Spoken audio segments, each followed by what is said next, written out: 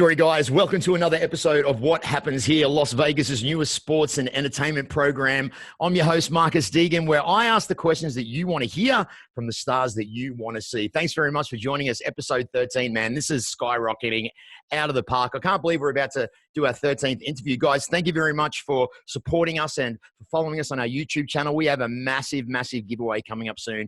A trip for two to Las Vegas. Make sure you stick around and find out about this one. Well, this is my first interview for the week. Very, very excited about this. We're sticking with the martial arts ground of training and interviews this week.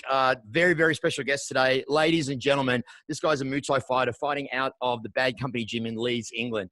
Look, when you talk about records, this guy's had 115 fights, 87 wins and 48 by KO. Now, like, that's no one even fights 115 fights in their career. He's fought all over the world, currently fighting out of the One Championship promotion. 8-time world kickboxing champion. Ladies and gentlemen, welcome to What Happens Here. Watch out for the Hitman, Liam Harrison. What's the story, brother? Thank you for having me, mate. I'm really good, thank you. Welcome to the show. What's happening? You're in quarantine. Tell everybody where you are right now. Yeah, I'm in Leeds at the minute, in my hometown. I'm at home. There's not much I can do. I'm just in the same boat as everyone else, really. There's no gym. I'm just having to do home workouts. A lot of running, a lot of full body workouts and stuff like that. A lot of HIIT workouts. I've got my S&C coach who's doing a bit online with me, but that's about as good as it's getting at the minute. Yeah, I mean, I suppose for fighters and people that like to keep fit in general, this quarantine season can be a little bit trying on people that like to hit the bag or go running. So basically, you're just training from home right now? Yeah, I have done nothing other than train Muay Thai for the last 21 years. So I'm a bit lost at the minute. Obviously, there's only so much like running and S&C workouts and etc. you can do without. I mean, I need to be in the gym. I want to be sparring. I want to be hitting the pads. I want to be smashing the bag. That's what I'm missing at the minute, to be honest. Now, can you just tell everybody a little bit about your career? Now, obviously, I mean, you have so many awards and titles. When I was looking at them online, I was like, man, I can't even rattle all these off. There's so many of them. You've done so much in your 20-year career. Tell everybody exactly what you do and what your specialty is, where you've been. So I've had 115 pro fights, 87 win. I've won 48 by KO. I've won 8 world titles in my career. I was UK ranked #1 for over 10 years. I fought all over the world. Literally, name a country, I probably fought there. I've been blessed, to be honest. I've had a really good career. I haven't picked up many injuries throughout it as well, which is surprising because my style is aggressive, power style. I come to war. I come to look for the KO. I like to think that my style is a little bit fan-friendly. But on the other side of the fighting as well, I'm doing all my seminars. I also teach seminars worldwide.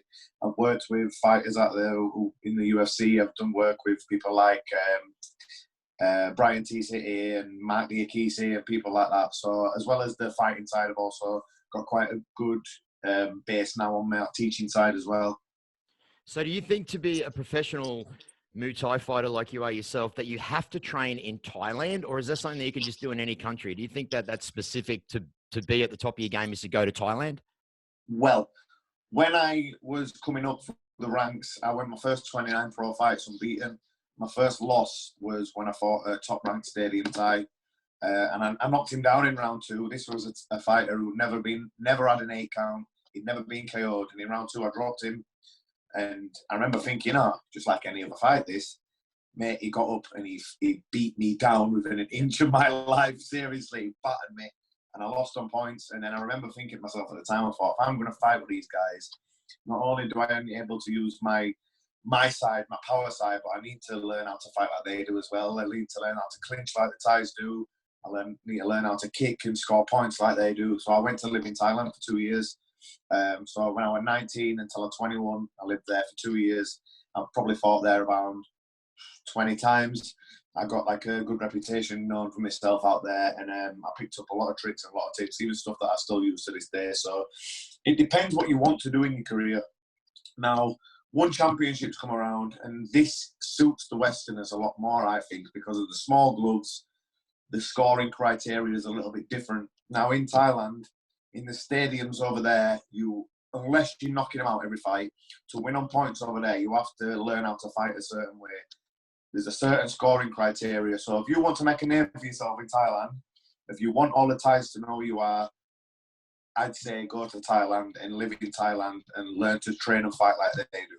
If you don't, if you're lucky, if your goal is something like one championship or MMA or whatever road you want to go down that road, then I'd say it's not that important. So you fought in 3 different weight classes. Which is your preferred weight? I've fought in 5 different weight classes, actually. There you go. I fought, my first pro fight was 59 kilograms, which is super featherweight. And I've done stupid stuff as high as super welterweight at 70, so that's through 5.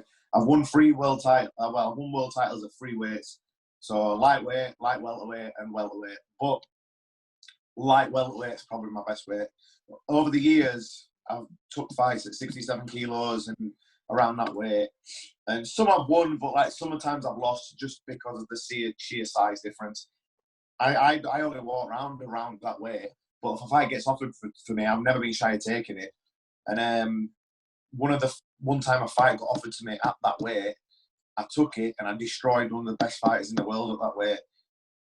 Now, that were a bit of a curse and a blessing at the same time. Not only it did a lot of good for my reputation, it shot me up there, but then all the other fighters from that weight wanted to fight as well. So to be fair, at the above weights where I've just been going up, I've done all right. I've probably still won about 70% of the fights, but most of my losses have been when I've moved up into that weight just to take fights. The money's been good or whatever. But now that one championship's here, with one championship, you can't dehydrate yourself.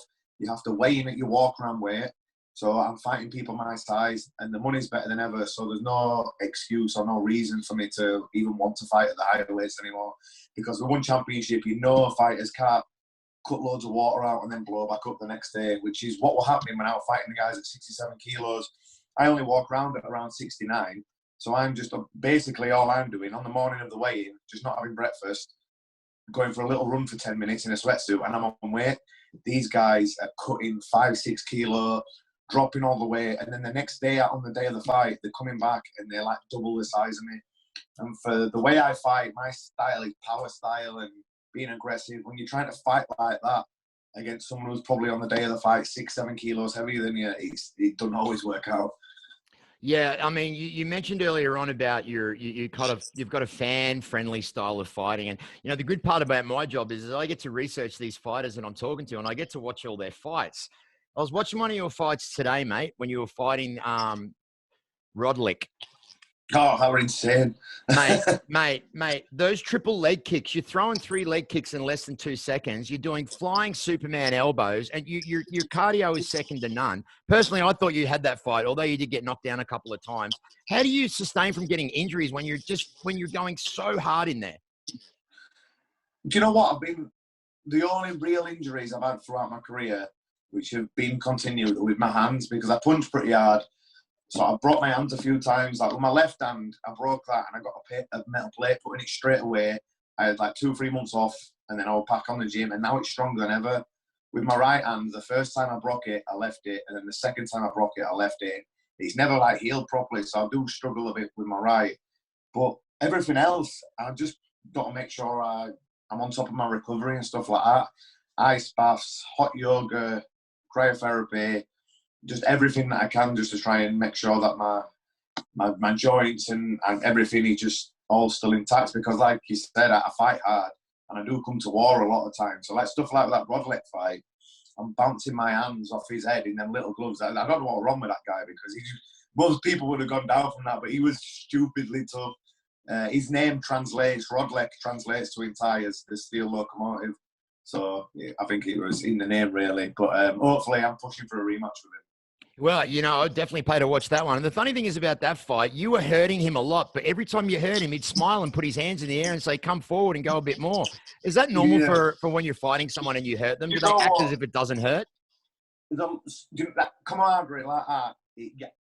For me, what people are saying, wasn't that like pissing you off? Wasn't that doing your head in? It wasn't, because I knew I was hurting him every time I did it. Right. If I was just hitting him and he wasn't doing anything like that, I know I won't get into him a little bit. But every time people were saying to me after the fight, oh, what do you think? Oh, you weren't hurting him? I said, no, the opposite. I knew I was hurting him. That's why I was doing it, because he was trying to cover it up that I was hurting him. I was just unlucky because I got tagged in round 2 and I got an 8 count. But I thought I won round 1 and I thought I won round 3.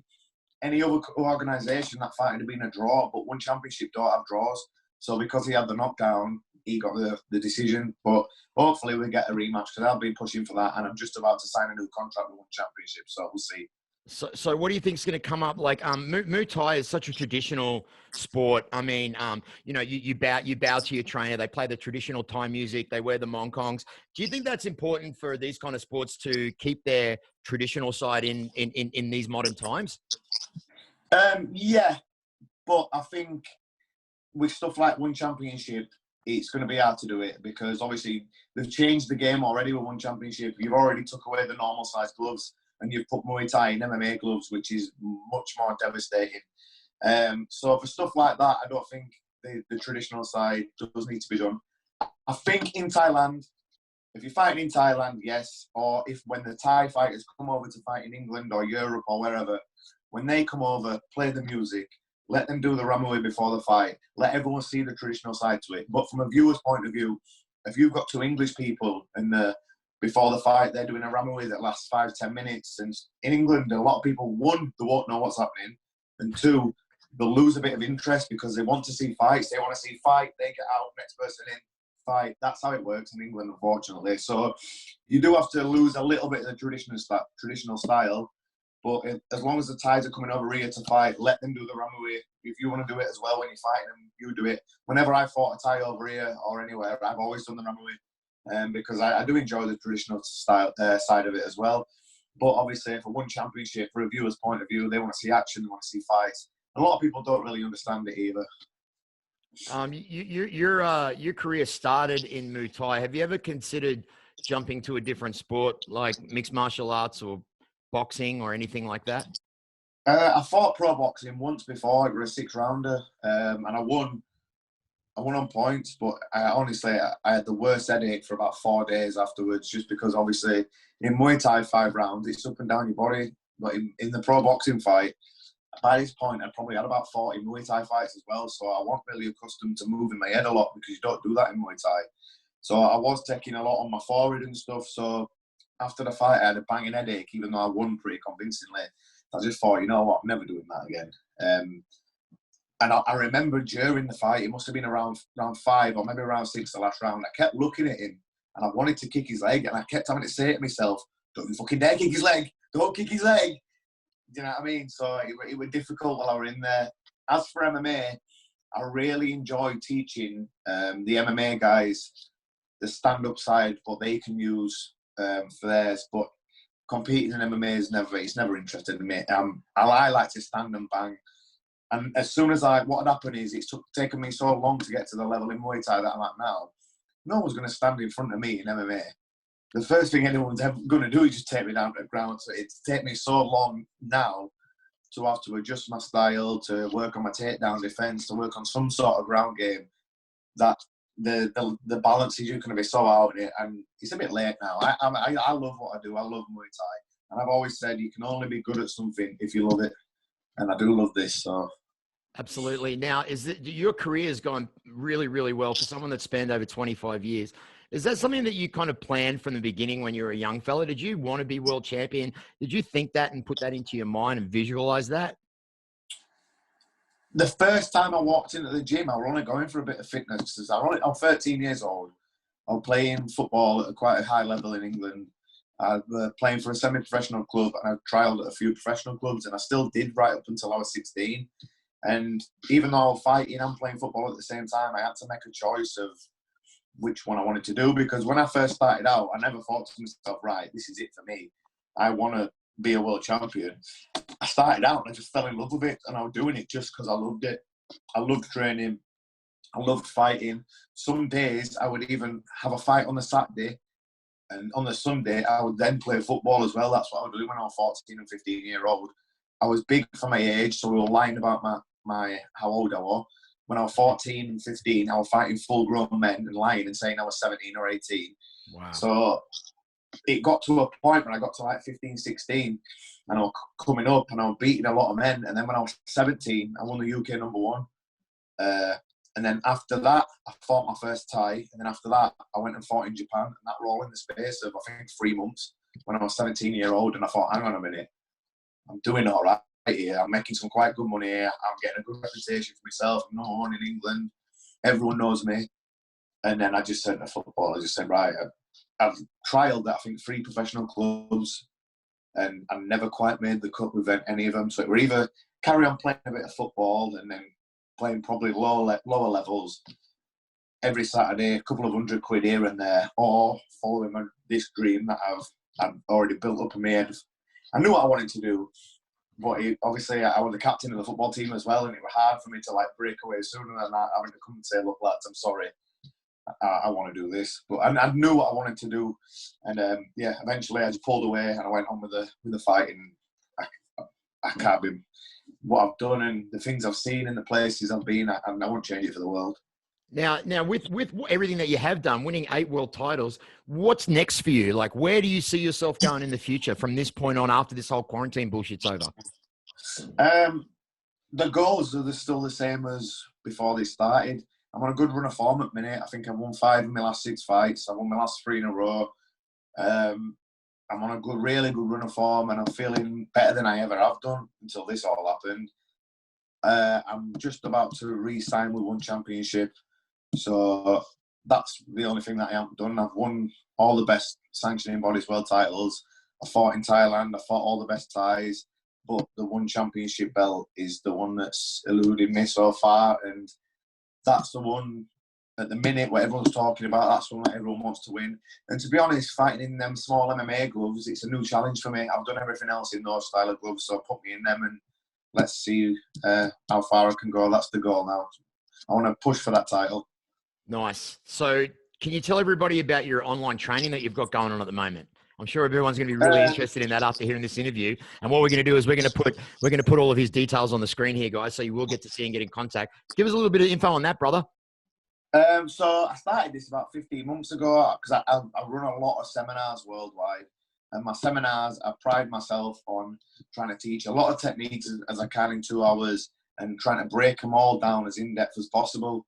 So I did this, and one guy just came over to me afterwards and he said, mate, that was amazing, but there was so much, I've forgotten it all already.